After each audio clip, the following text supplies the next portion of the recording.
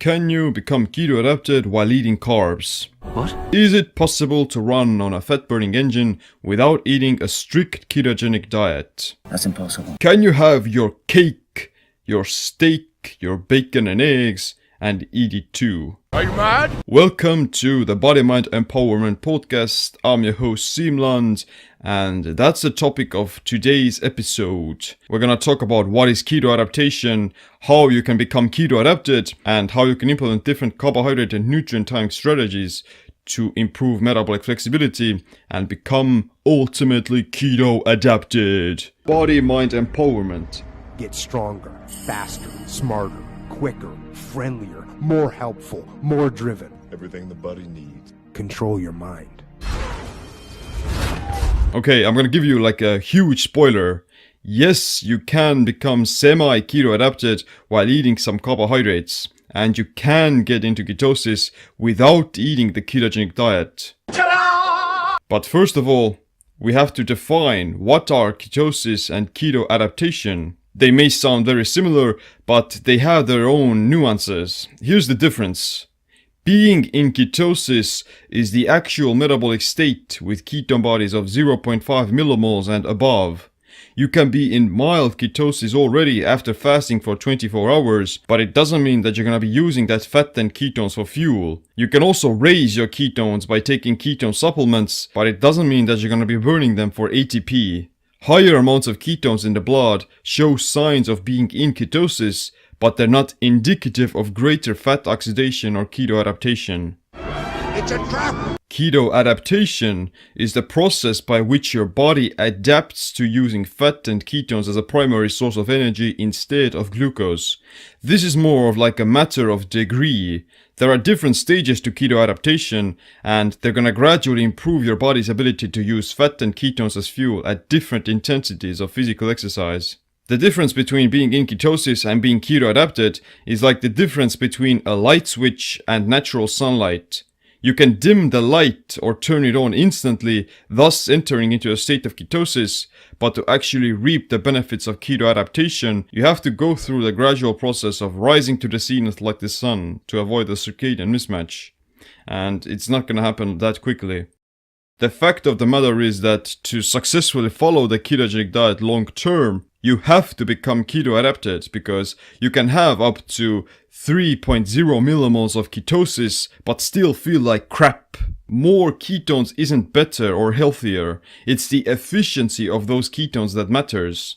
When your body becomes more keto adapted, your metabolism changes its liver enzymes and other metabolic functions to preferring more fat and ketones as an alternative fuel source to glucose, and there are many benefits to being keto adapted.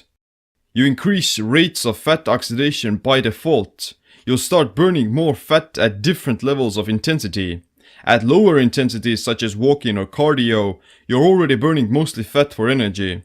After keto adaptation, these things will burn fat exclusively with no need for carbs or gluconeogenesis. A study done by Jeff Wallach and his team on trained ultra-endurance athletes has shown that compared to a high-carb diet, long-term keto adaptation results in 2 to 3 times higher rates of fat oxidation.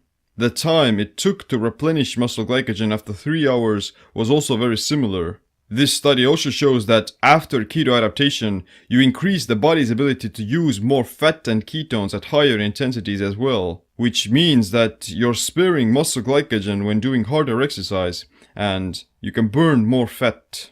What I mean by burning fat is fat oxidation. Fat oxidation is an oxymoron in the sense that it's not gonna guarantee you fat loss coming off from your body fat. Fat oxidation in this context refers to what kind of energy molecules your body is using for ATP production. It's about what kind of a pathway you're going through in the Krebs cycle. With higher blood sugar and insulin levels, you're inhibiting your body's ability to use fatty acids, which also makes your physical exercise and energy more dependent on glycogen. With a keto-adapted approach, you raise the ceiling at which your body uses fat as a primary fuel source, and therefore you can use either fat from dietary sources or the fat from your adipose tissue. To lose weight, you would still have to induce a caloric deficit, but the difference is that the higher your keto adaptation, the more fat you're burning as opposed to sugar, all the time. The benefits of keto adaptation go beyond physical training and weight loss. You have more stable blood sugar and energy levels. You get direct access to your adipose tissue for calories. You increase ketogenesis and the production of ketones that can give fuel to the brain, heart, and skeletal muscle. You have more mental clarity and a focused brain. You have reduced inflammation and less oxidative stress when producing ATP. You're gonna protect yourself against muscle catabolism when skipping meals or doing longer fasts. And of course, you'll achieve independence from food and eating several times a day. Now, these benefits, they can occur outside of the context of ketosis, but only to a very small degree. Following a good ketogenic diet is going to greatly magnify these effects. When being in ketosis is quite binary, then keto adaptation is more like a matter of degree. You're always burning fat, even on a high carb diet. The difference is to what proportion and how well you're able to do it. If you've just eaten a meal that has plenty of carbohydrates and spikes your insulin, then you're kicking yourself out of ketosis, you're lowering blood ketones, and you decrease your body's fat oxidation. Even eating a meal with lower glycemic carbs that have a lower insulin release, like lentils, tubers, quinoa, or buckwheat, you're still filling up your liver glycogen, which is gonna inhibit ketosis. After a few hours, your blood sugar drops again, and if you haven't eaten anything for about 4 to 6 hours, you're gonna gradually start increasing the amount of fat burned again. However, to start producing ketones, you have to deplete your liver glycogen, whether through fasting for 16 to 20 hours, eating keto for a few days, or exercising for several hours in a row. You can quote-unquote be in ketosis and register 0.5 millimoles of blood ketones after doing fasted cardio after 20 hours of fasting, but you may still experience the keto flu because your body doesn't know what to do with those ketones due to lack of keto adaptation. To become better at using ketones for fuel and increase keto adaptation, you would have to follow a low-carb keto diet for a longer time to allow your body to readapt its metabolic pathways. You can get into ketosis and have more ketones in your blood within 2 to 5 days, but the fruits of keto adaptation reveal themselves gradually. The first signs of improvements in performance tend to happen within 2 to 3 weeks. Then the next milestone may happen after 2 to 3 months, and the higher potential can be achieved after 6 to 12 months. The fact of the matter is that to reach the absolute peak of fat oxidation wherein your body is burning exclusively fat even at high intensities, you would have to follow a very strict keto diet for a significant period of time. I'm talking about maybe more than a year. However, like I mentioned, keto adaptation is a matter of degree, and you may not need to go into that deep ketosis to improve your fat oxidation rates. Maybe your goals don't require that much fat oxidation. I haven't had a carb since 2004. Which also brings us to the question, can you become keto adapted while eating carbs? We know that your body uses fat, ketones, and glucose at different intensities of activity. With keto adaptation, you increase the rate at which your body can burn ketones at higher intensities, thus you're gonna spare glycogen. Keto adaptation results from nutritional ketosis, but it's not needed to maintain it. You have to go through a period where your liver enzymes and metabolic processes change, so you could have the ability to burn fat for fuel. However, your degree of keto adaptation changes throughout the day, depending on what you ate, how you exercised, are you stressed out, how you slept, and what other activities you do. On a high carb diet, you're not fully keto adapted, but if you were to fast for 2 to 3 days or eat zero carbs for a few days, you'll gradually start increasing your body's fat oxidation rates. But because you're not that well keto adapted, you will also experience higher rates of gluconeogenesis because your body has higher demands for glucose. This leads to significantly more muscle catabolism as to compensate the body's glucose needs by turning muscle tissue into glucose. On a semi-low carb diet like paleo, the zone, the Mediterranean diet, or a quote-unquote balanced diet, you're running on a sugar-burning engine, but because you're still restricting your carbs to some degree, you'll experience transient ketosis if you were to fast for longer than 20 hours or if you were to exercise very hard. Your fat oxidation rates will be higher than if you were to eat high carb, but you will still feel the need to consume more glucose after depleting your glycogen. On a low-carb keto diet, you're in ketosis virtually all the time, and your keto adaptation is higher by default. In this context, It refers to how well your body can use fat as a source of energy through the Krebs cycle. Like I said, you can burn fat on whatever diets. Where's the fucking Twinkies? Okay, maybe not eating a high-calorie standard American SAD diet, but keto adaptation depends on how you get access to its adipose tissue and how it's gonna be used. The key to keto adaptation is to signal your body that there's not much excess energy floating around the system, which is gonna activate pathways of improved fat oxidation. Glycogen depletion is the most direct way of switching over from burning glucose to burning fats and producing ketones. The liver won't start producing its endogenous ketones if there's excess glucose in the bloodstream. There are 100 to 150 grams of glycogen in the liver, and it takes about 16 to 24 hours to deplete it. Muscle glycogen can store up to 300 to 500 grams of glycogen, but you don't need to empty muscle glycogen to get into ketosis or produce ketones.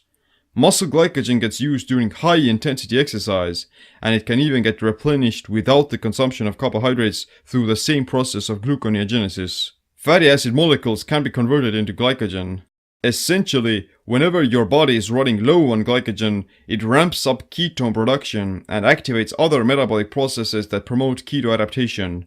AMPK, or AMP activated protein kinase, is a fuel sensor that gets released in energy deprivation, whether through diet, exercise, thermal exposure, or the consumption of certain medicinal herbs and compounds, like turmeric or ginseng. PGC1 alpha is a transcription co-activator that is central to regulating energy metabolism. It increases mitochondrial functioning and fat oxidation. High-intensity exercise, caloric restriction, ketosis, cold thermogenesis, and sunlight all activate this factor. NAD is a coenzyme found in all living cells. It consists of NAD+ and NADH. When your body detects an abundance of energy from food, it increases NADH and decreases NAD+. Low levels of NAD+ accelerate aging, cause chronic fatigue, promote weight gain, inflammation, and disease. That's why it's never a good idea to give your body more energy than it needs. Things that increase NAD+ are exercise, fasting, caloric restriction, ketosis, and infrared saunas. SIRT1 is a protein that's associated with longevity, and it's needed for NAD+ to function properly. Sirtuins activate all the other vital pathways of fat oxidation and longevity, like PGC1 alpha, phosphoproteins, and PPAR modulators. Sirtuins also turn off the inflammatory genes that promote fat storage and inflammation. Again, caloric restriction, cold, fasting, exercise, carbohydrate restriction, they all increase SIRT1 by increasing cyclic AMP. There aren't many secrets to increasing fat oxidation. You have to deplete your body's fuel, whether through fasting, exercise, or carb restriction. The nuance of nutritional ketosis is that you can reap a lot of the benefits of these gene expressions by eating a low-carb ketogenic diet without restricting your calories. Ketosis can activate AMPK and PGC1 alpha, and there are many other anti-inflammatory benefits. Give me all the bacon and eggs you have. However, just eating a ketogenic diet isn't gonna make you more keto-adapted by default. You can spike up your blood ketones with MCT oil, high amounts of butter, steak, or exogenous ketones, but it doesn't mean that you'll be burning those ketones for energy. The fact of the matter is that to reach a higher potential of keto adaptation, you have to exercise and fast. There's no way around it. You have to put energy demands on your body. Just sitting on a couch while having 4.0 millimoles of ketones is characterized as quote-unquote being in ketosis, but being in ketosis doesn't mean shit if you're unable to use those ketones for energy. In fact, with exercise, your blood ketones tend to drop because you're using them for fuel instead of making them sit in your bloodstream. That's why people who have become keto adapted after a long time tend to register lower amounts of blood ketones. Therefore, no matter what diet you're on, physical exercise is probably the #1 way of increasing fat oxidation. But at the same time, there are still several nuances to this. If you're exercising with full glycogen stores, then you're burning only that sugar you ate and not fat. Eating something with a lot of carbs before a workout literally fills up your glycogen, and before you can start burning fat, you have to deplete those glycogen stores first. If you're trying to lose weight, then the best way to exercise is to do it on an empty stomach, or at least at a very low carb state. If you're exercising in ketosis, then you're burning exclusively fat for fuel, and you're doing it at even moderate intensities of exercise. During high intensities like lifting weights, you'll burn muscle glycogen, but this is gonna happen anyway, and you'll become more glycogen sparing when in ketosis. You're not gonna become fully keto adapted unless you exercise with low liver glycogen, because the liver won't convert over to a ketone based metabolism. It's necessary. With that being said, you don't have to remain in strict ketosis all the time to stay keto adapted. Like I said, keto adaptation is a matter of degree, and you're always moving between higher rates of fat oxidation throughout the day. If you were to consume more carbs that topped off your liver glycogen, thus inhibiting ketosis, you would still stay relatively keto adapted. You're gonna simply burn that excess glucose for energy, and how it's gonna affect your keto adaptation depends on many things, like how physically active you are, how much lean muscle mass you have, what's your insulin sensitivity, when was the last time you ate, what kind of carbs they were, and how metabolically flexible you are. Getting the keto flu after eating just a little bit of extra carbs, it means that you're metabolically inflexible and your body is very inefficient at swapping between different fuel sources. Keto adaptation and metabolic flexibility aren't the same thing, because one of them refers to strictly priming fat oxidation at progressively higher intensities of exercise, and the other is about adapting to changes in dietary intake or lack thereof. The general guideline is that the longer you do the ketogenic diet, the easier it gets and the better you start performing. However, like I said, to maintain keto adaptation, you don't need to be in strict ketosis all the time. And even if you were to eat a zero-carb diet, your keto measurements fluctuate every day. Despite that, you can still be able to use fats for fuel. When I say that you don't need to be in ketosis all the time to stay keto adapted, then I'm not saying that you can eat keto for a week, then eat another week high carb, and then get back into ketosis within another week. Your body still needs to be in a ketogenic state the vast majority of time to stay keto adapted. It's a matter of degree, how long you've been in ketosis, what you ate, what are the energetic demands of your body, your hormonal profile and metabolic flexibility. Reaching the peak potential of keto adaptation and fat oxidation requires you to be eating a very low carb ketogenic diet for several months and even years. It's virtually impossible to become keto adapted on a high carb diet because your body is so geared towards metabolizing glucose all the time. Even if you were to exercise like an ultra endurance athlete or ate once every 2 days, you'd still experience the keto flu whenever you're not consuming adequate amounts of carbohydrates.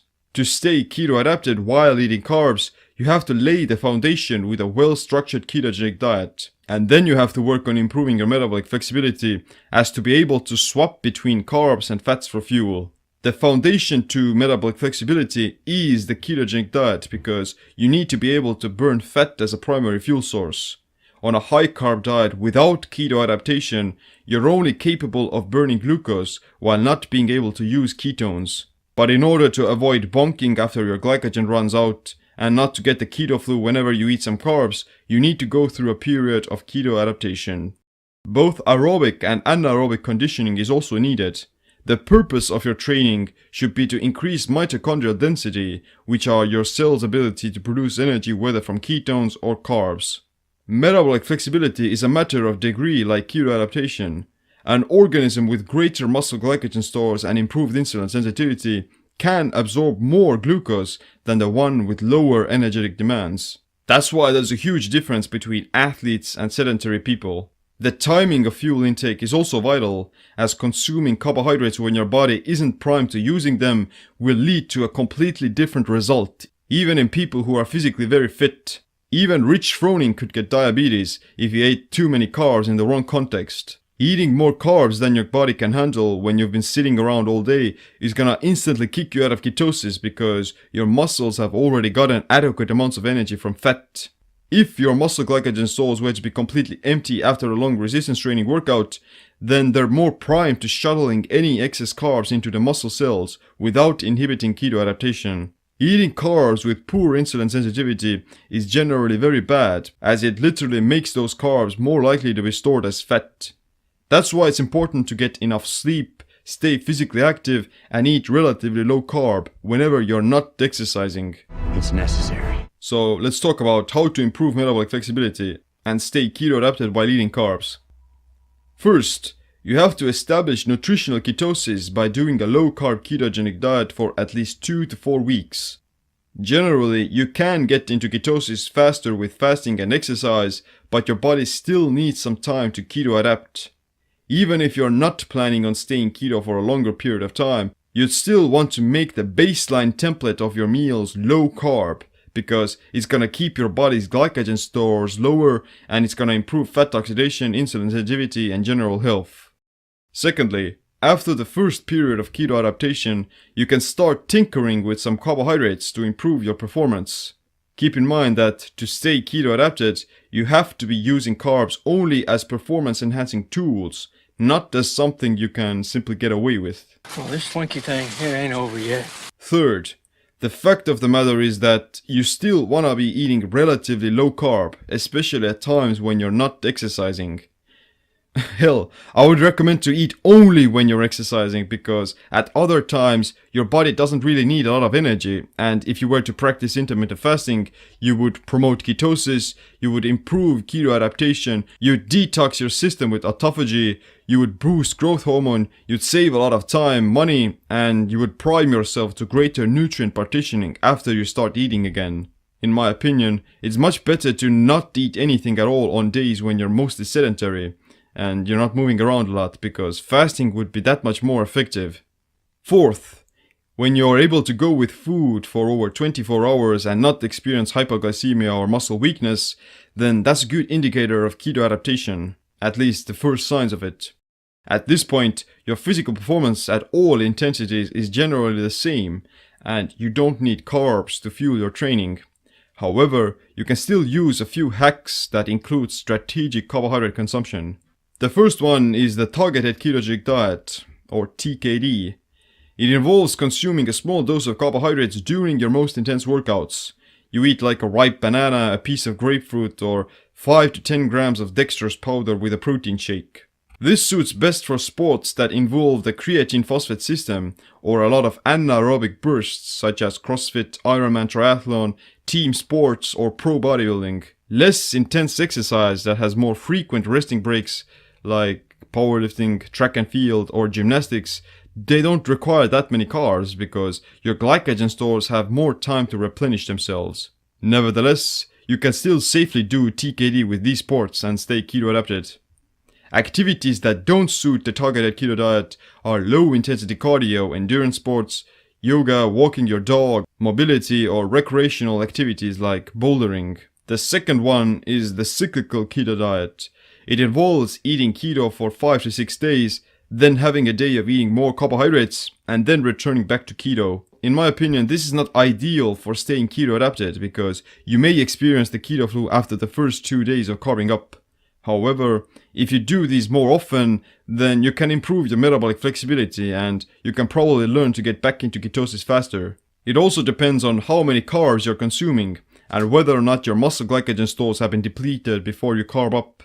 Like I said, you have to be exercising quite hard in order to eat carbs and stay keto adapted. If you're trying to lose weight or if you have poor blood sugar, then you definitely don't need carbs from either the targeted or the cyclical keto diet. You want to eat strict keto and even practice more intermittent fasting. Honestly, I think the cyclical ketogenic diet works only for building a lot of pure mass because of the carbs. They're gonna make you hold onto more water. However, for performance events like a powerlifting meet or a triathlon or a football game, then CKD is not ideal because you'll probably feel slightly more tired after you carb up and your performance is going to actually suffer. You'd feel a lot stronger and awake if you were to do the targeted keto diet instead. Are you even woke? The third strategy is something called carb backloading, where you eat low carb all day, then you go to the gym to have a muscle glycogen depleting workout, and then you have dinner with few extra carbs like a sweet potato, a bit of fruit or some rice. In my opinion, this should be the default menu of anyone who is not even doing the ketogenic diet. You still want to be eating as low carb as you can when you're not exercising because it's gonna prime your body to be in a healthier and more fat burning state. How many carbs you should consume after the workout depends again on how much muscle mass you have, how depleted your glycogen is, how do you sleep, and what your training goals are. Generally, a well-trained athlete could probably get away with eating 100 to 150 grams of carbs and still stay keto-adapted with carb backloading. Carb backloading works best for building lean muscle mass very fast, because you'll be in mild ketosis in the morning, and then the carbs in the evening, they can promote muscle hypertrophy. The effect of muscle growth is gonna be actually much bigger than if you were to eat high carb all day, because you'll be more insulin sensitive and your muscles, they're gonna absorb that glucose much more effectively. Adding a longer period of intermittent fasting will also increase your tolerance for carbohydrates. Which brings me to the point of, can you eat one meal a day with high carb and stay keto adapted? The short and sweet answer is probably not. Fasting is one of the most ketogenic things there is, because you're literally converting your body fat into energy. However, even OMAD with 22 to 23 hours of fasting and 1 hour of eating isn't enough to compensate for a high carb menu. And when I'm talking about high carb, then I refer to a diet with carbs exceeding the 60% of total macros. It simply takes way longer to deplete your glycogen before you could start reaping the benefits of ketones. With that being said, carb backloading on one meal a day with about 100 to 200 grams of carbs and the rest of the calories coming from fat and protein could probably work if you trained really hard. If you're doing a lot of resistance training in particular, then you could potentially eat 100 to 200 grams of carbs in the evening and be in ketosis the next morning, because all the carbs will be shuttled into muscle glycogen. But then again, it depends on your lean muscle mass and actually training hard. If you're fat, then you don't need this. You've been meatballed. As you progressively become more keto adapted, you get better at using fat and ketones for fuel, even at higher intensities of exercise. You want to use these carb up strategies only in very specific circumstances wherein you actually require some more glucose. The exercise has to be quite intense and near maximum effort. At the same time, eating a sweet potato or even a piece of bread that's going to exceed your daily carb intake by, let's say, 60 to 80 grams is gonna probably inhibit ketosis, but it's not gonna make you lose keto adaptation fully. You don't have to become dogmatic or overly affectionate towards any particular way of eating, whether that be keto, paleo, veganism, if it fits your macros, or fasting. Do what's best for your health and goals, but at the same time, don't eat carbs when you don't need them, because it's gonna prime your body to be more effective with the carbs you use afterwards. If you were woke, then you would. Context is everything when it comes to staying keto adapted, because you have to make sure that the carbs you do eat are consumed when your body's energy demands are higher and your muscles are more sensitive to glucose. That's the overarching message of this colossal topic of keto adaptation. We definitely don't know a lot about how the body actually works, but we can still use the information we have to the best of our ability. So to recap, here's the general blueprint for keto adaptation. First, eat low-carb keto meals most of the time, even if you're doing a non-keto diet. You want to keep your insulin and blood sugar low no matter what you eat. 2. When you're not exercising, you're actually better off by doing intermittent fasting, because it's going to promote ketosis, makes you more insulin sensitive, and improves tolerance to carbs. 3. The initial period of keto adaptation takes about 2 to 4 weeks, and you need to stay low-carb keto the entire time. 4. Before trying any carb-up strategies, you have to be at a lean body composition, not have any blood sugar problems, not be insulin resistant, and not be sedentary. 5. If you've eaten a good ketogenic meal before exercising, then chances are you don't need any carbs or workout shakes, because you already have enough energy in the body. You definitely don't need BCAAs on keto. 6. In my experience and in most cases, using the targeted ketogenic diet with about 5 to 10 grams or even up to 20 grams of carbs is ideal for boosting physical performance while using both glucose and fat for fuel. If you consume those carbs during the most intense exercise, you're not going to harm your keto adaptation, and you'll actually improve metabolic flexibility. 7. Carb backloading can keep you keto adapted and put you into ketosis at least for some parts of the day, as long as you still eat a limited amount of carbohydrates. 8. Cyclical ketogenic dieting will probably kick you out of ketosis and inhibit keto adaptation for the next few days, but you can get back into it within a few days again. And 9. As your keto adaptation increases, or if your energy demands are higher due to exercise, you can get away with eating slightly more carbs without getting kicked out of ketosis even. Physically very active people can probably get away with eating 50 to 100 grams of carbs while staying keto, but that physical exercise has to be high intensity.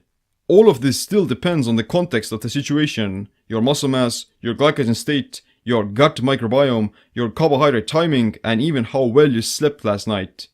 The only thing you can do is experiment, look at your results, and then adjust your behavior accordingly. If it were easy, everyone would do it.